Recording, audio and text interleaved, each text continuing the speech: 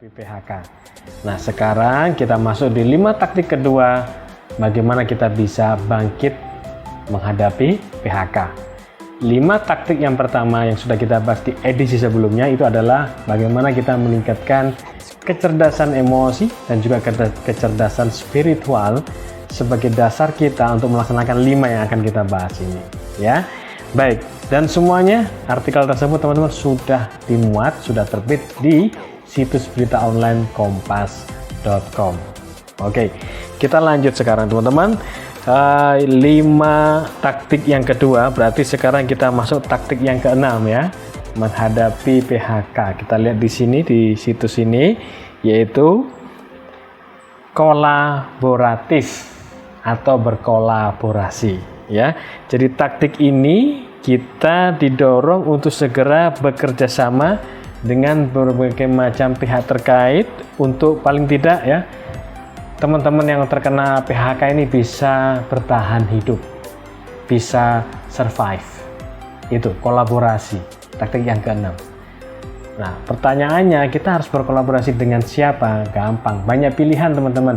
Bisa dengan LSM, lembaga swadaya masyarakat yang bergerak ya sebagai satu relawan kemanusiaan ya. Nah, apakah di situ kita bisa langsung dapat gaji? Enggak. Ya. Lalu kenapa dianjurkan? Minimal teman-teman ada kesibukan. Yang kedua, Anda menambah jaringan. Ya. Kesibukan ini penting karena seseorang yang biasanya rutin bekerja tiba-tiba berhenti itu nanti berdampak negatif kepada mentalnya. Emosinya menjadi tidak stabil dan bisa bertindak anarkis. Ya. Dan dengan berkolaborasi menambah jaringan supaya kita tahu barangkali ada tambahan kesempatan kita untuk berkarir. Ya, itu yang keenam teman-teman, taktik yang keenam. Kita lanjut ya.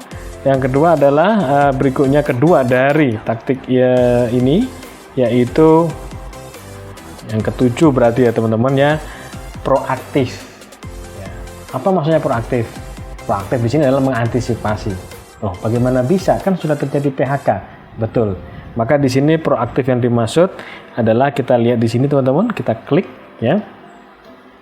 Yang saya maksud proaktif ya, strategi proaktif di sini adalah kita wajib teman-teman ya. Ini kita lihat di sini bergerak sama cepatnya dengan perubahan yang terjadi. Artinya Anda sudah mengalami perubahan lah. Mereka yang mengalami PHK jelas berubah, income-nya sudah berubah. Maka harus bergerak sama cepatnya, jangan menunggu lama. Ya, jangan berlama-lama meratapi keadaan galau dengan kehilangan pekerjaan, tapi harus bergerak sama cepatnya ya. Nah, caranya gimana ya? Tadi salah satunya berkolaborasi ya.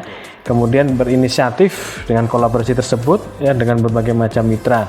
Ya, jadi antara taktik yang ke-6 dan ke-7 ini berkaitan ya. Kita lanjut teman-teman, taktik yang ke-8.